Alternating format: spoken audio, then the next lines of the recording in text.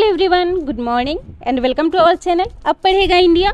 तो आज है 16 सितंबर और आज के करेंट अफेयर के जितने भी मोस्ट इम्पॉर्टेंट क्वेश्चन हैं इस वीडियो में डिस्कस करेंगे।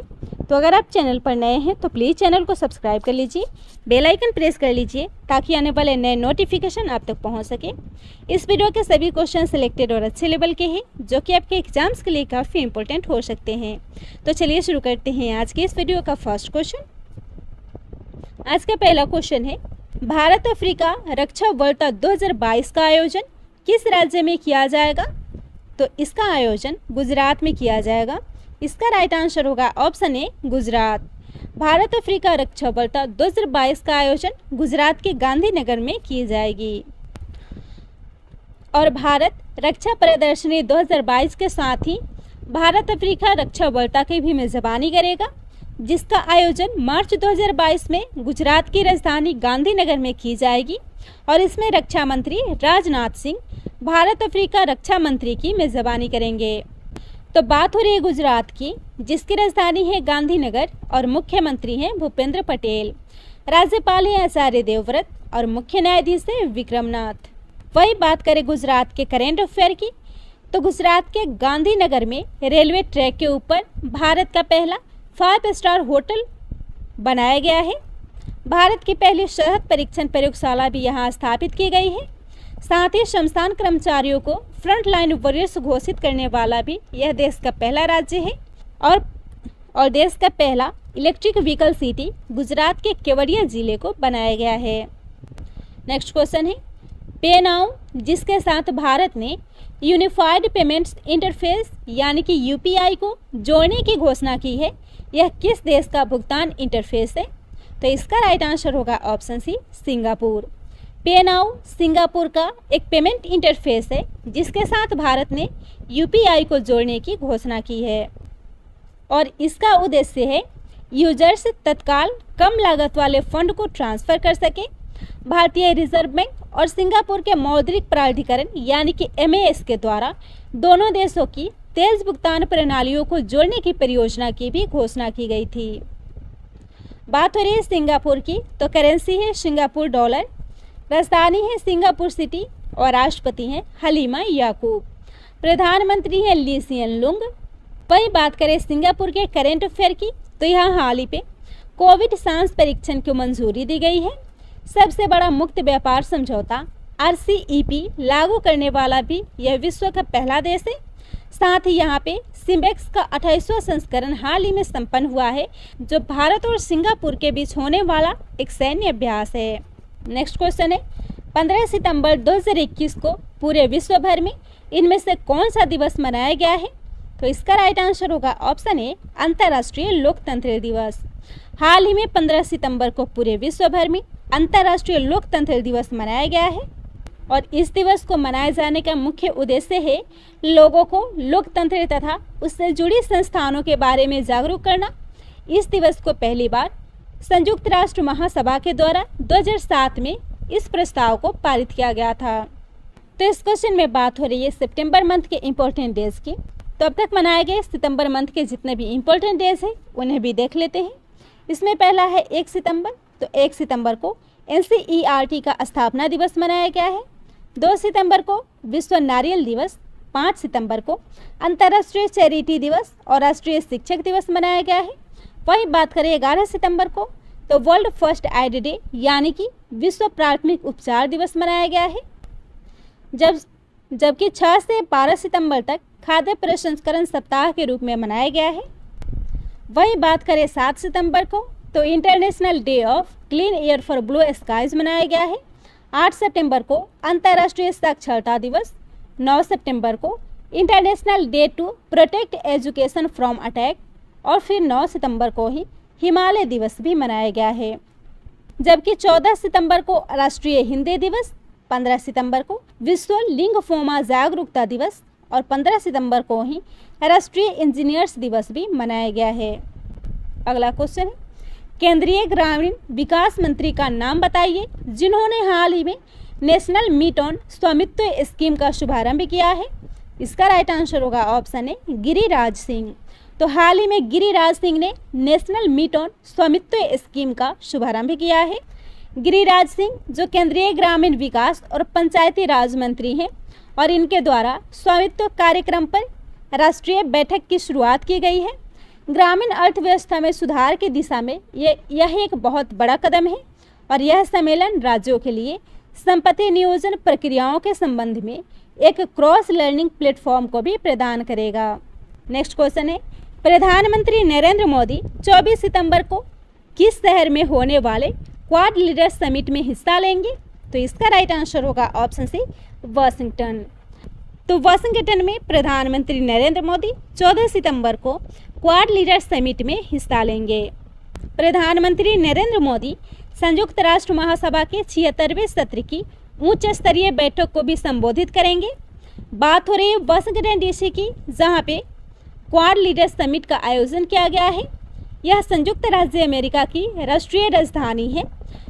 यहाँ डीसी का अर्थ होता है डिस्ट्रिक्ट ऑफ कोलंबिया और वाशिंगटन डीसी की स्थापना 16 जुलाई 1790 को हुई थी, जो मैरीलैंड राज्य से बनाया गया था।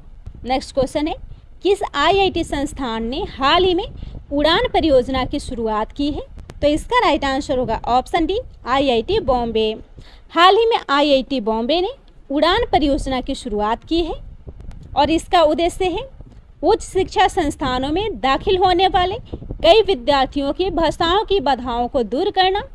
इस परियोजना का उद्घाटन हिंदी दिवस के अवसर पर किया गया है, जो कि वर्चुअल माध्यम से किया गया है। इस परियोजना से इंजीनियरिंग और अन्य विषयों से संबंधित पाठ्य पुस्तकों और अन्य पाठ्यक्रमों का अनुवाद किया जा सकेगा।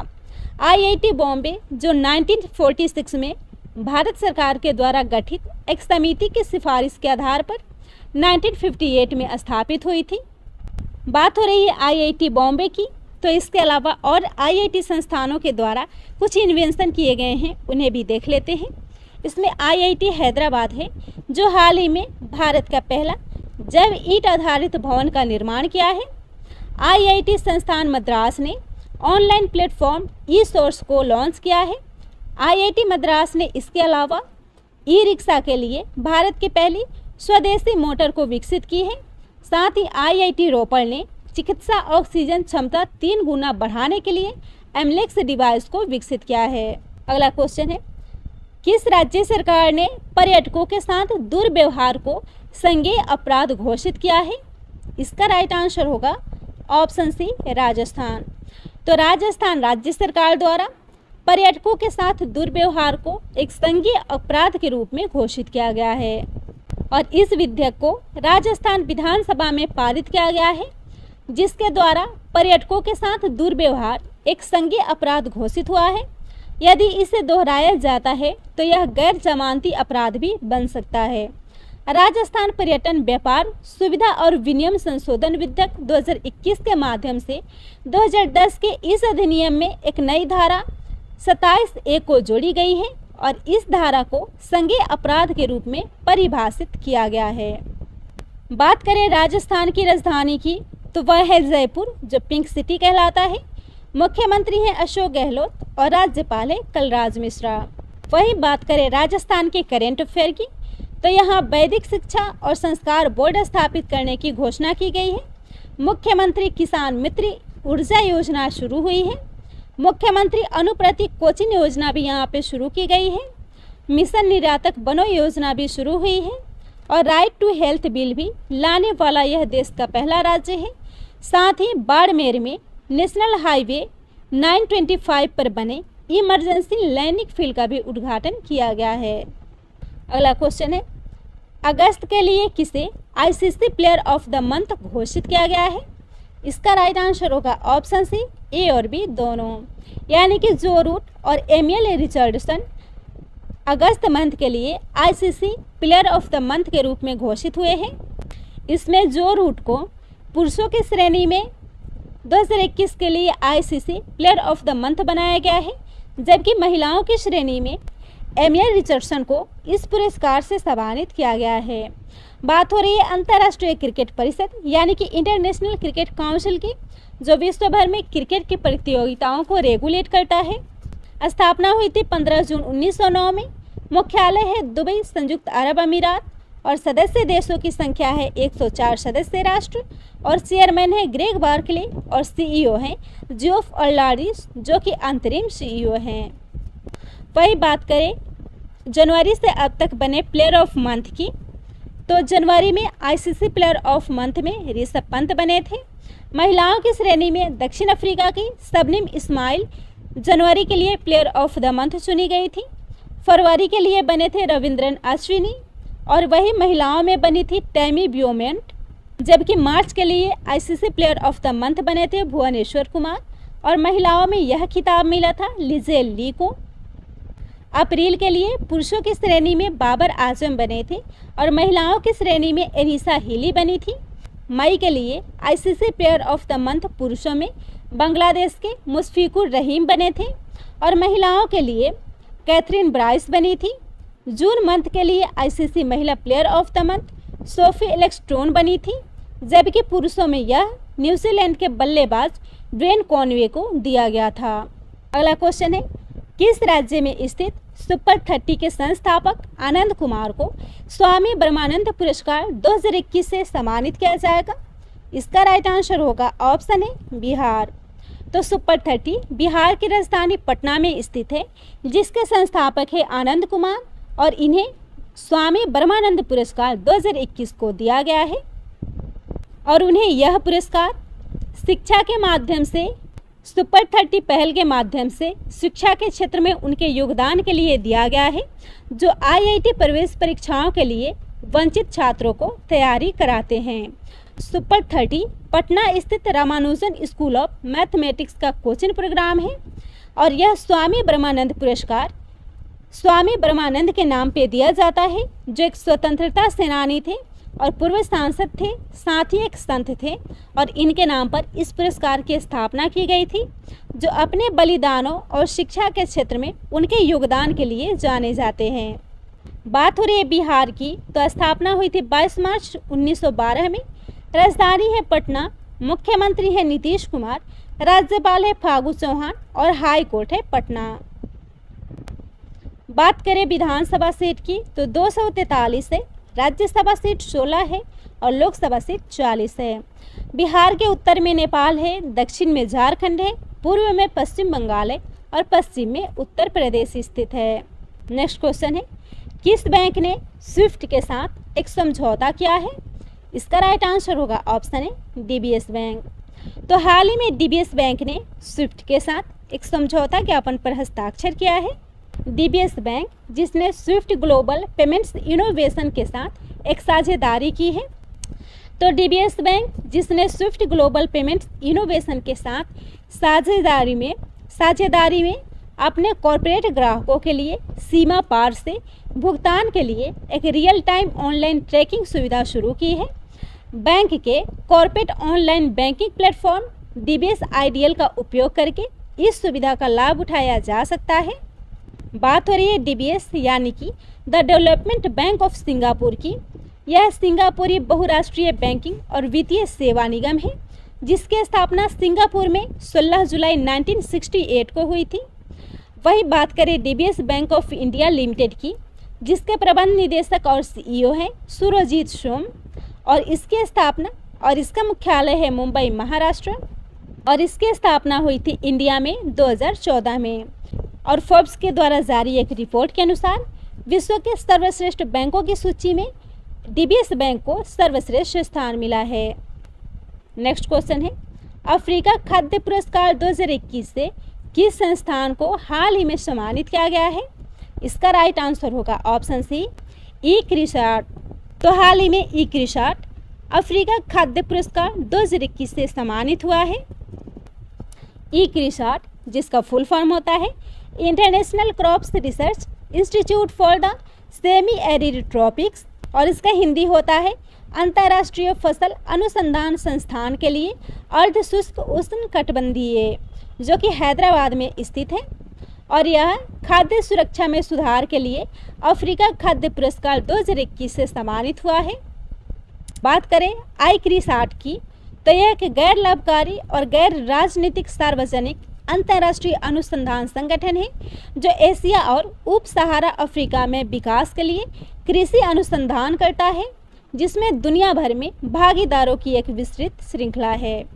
इसका मुख्यालय है पतनचेरू, हैदराबाद, तेलंगाना और स्थापना हुई थी 1972 को और संस्थापक हैं MS स्वामीनाथन और C फ्रेंड वेटले और राल्फ कमिंग्स। अगला क्वेश्चन है, अंतर्राष्ट्रीय ओलंपिक समिति द्वारा 2022 के बीजिंग शीतकालीन ओलंपिक में किस देश को निलंबित कर दिया गया है? इसका राइट आंसर होगा ऑप्शन बी, उत्तर कोरिया। तो अंतर्राष्ट्रीय ओलंपिक समिति ने 2022 के बीजिंग शीतकालीन ओलंपिक से उत्तर कोरिया को निलंबित कर दिया है। बात हो रही है अंतर्राष्ट्रीय ओलंपिक समिति की, जिसका मुख्यालय है लुज़ाने, स्विट्जरलैंड। अध्यक्ष है थॉमस वाच और स्थापना हुई थी 23 जून 1894 को। वही बात करें उत्तर कोरिया की, तो यह पूर्वी एशिया में कोरिया प्रायद्वीप के उत्तर में बसा हुआ एक देश है। राजधानी है प्योंगयांग और राष्ट्रपति हैं Kim Jong Un. Next question है, दुनिया का सबसे बड़ा रक्त परीक्षण कहाँ पे शुरू हुआ है? इसका राइट आंसर होगा ऑप्शन सी, ब्रिटेन में। तो दुनिया का सबसे बड़ा रक्त परीक्षण हाल ही में ब्रिटेन में शुरू किया गया है। ब्रिटेन के राष्ट्रीय स्वास्थ्य सेवा द्वारा त्वरित और सरल रक्त जांच के लिए दुनिया का सबसे बड़ा परीक्षण शुरू किया है, जो लक्षणों के आधार पर 50 से अधिक प्रकार के कैंसर का पता लगा सकता है।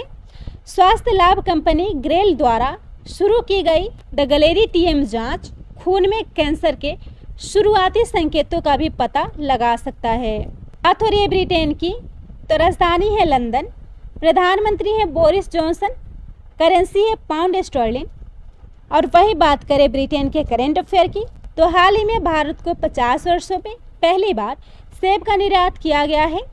राइट टू रिपेयर कानून यहाँ पे लागू हुआ है और हाल ही में नागालैंड से राजा मिर्च पहली बार ब्रिटेन को निर्यात किया गया है। साथ ही नए घरों में EV चार्जर की स्थापना को अनिवार्य करने वाला भी विश्व का पहला देश इंग्लैंड बना है। नेक्स्ट क्वेश्चन है, पूर्वोत्तर राज्यों के पर्यटन और संस्कृति मंत्रियों का 2 दिवसीय सम्मेलन किस शहर में शुरू हुआ है? इसका राइट आंसर होगा ऑप्शन डी, गुवाहाटी। तो हाल ही में पर्यटन और संस्कृति मंत्रियों के 2 दिवसीय सम्मेलन का आयोजन असम के गुवाहाटी में किया गया है। गुवाहाटी जो भारत के असम राज्य की सबसे बड़ी नगर है और यहाँ पर्यटन और संस्कृति मंत्रियों की 2 दिवसीय सम्मेलन आयोजित हुई है। असम राज्य जिसकी राजधानी है दिसपुर, मुख्यमंत्री है हिमंता बिश्व शर्मा और राज्यपाल है जगदीश मुखी। पड़ोसी देश है भूटान और बांग्लादेश। लोकसभा सीट है 14, राज्यसभा सीट है 7 और विधानसभा सीट है 126। वही बात करें पड़ोसी राज्य की, तो पश्चिम बंगाल, मेघालय, त्रिपुरा, मणिपुर, नागालैंड, अरुणाचल प्रदेश और मिजोरम है। और माजुली द्वीप जो असम में ब्रह्मपुत्र नदी पर स्थित है, वह विश्व की सबसे बड़ी नदी द्वीप है। और हाल ही में केंद्र सरकार द्वारा असम में 7 नए एकलव्य विद्यालय खोले जाने की घोषणा की गई है। इसका लास्ट क्वेश्चन है, हाल ही में किस खिलाड़ी ने क्रिकेट के सभी प्रारूपों से संन्यास की घोषणा की है? इसका राइट आंसर होगा ऑप्शन बी, लसिथ मलिंगा। लसिथ मलिंगा जिन्होंने हाल ही में क्रिकेट के सभी प्रारूपों से संन्यास लेने की घोषणा की है। लसिथ मलिंगा जिन्होंने 1995 मैचों के बाद T20 क्रिकेट से संन्यास की घोषणा की है, जिसमें उन्होंने 390 विकेट लिए और इससे पहले वे 2011 में टेस्ट से और 2019 में वनडे से पहले ही संन्यास ले चुके हैं। 100 T20 विकेट हासिल करने वाले भी वह पहले गेंदबाज थे और वह ड्वेन ब्रावो, इमरान ताहिर और सुनील नरेन के बाद सबसे अधिक विकेट लेने वाले चौथे खिलाड़ी हैं। बात हो रही है खिलाड़ियों के संन्यास की, तो इनसे पहले हाल ही में डेल स्टेन जो दाएं हाथ के तेज गेंदबाज हैं और इन्होंने क्रिकेट के सभी प्रारूपों से संन्यास ले लिया है। भारतीय ऑलराउंडर क्रिकेटर स्टुअर्ट बिनी ने भी क्रिकेट के सभी प्रारूपों से संन्यास की घोषणा की है। स्टुअर्ट बिनी जो पूर्व चयनकर्ता रोजर बिनी के बेटे हैं और जो 1983 में विश्व कप विजेता टीम के हिस्सा थे। तो यह था आज के इस वीडियो का मोस्ट इम्पोर्टेंट क्वेश्चन। वीडियो पसंद आता हो तो वीडियो को शेयर कीजिएगा, चैनल को सब्सक्राइब कीजिएगा।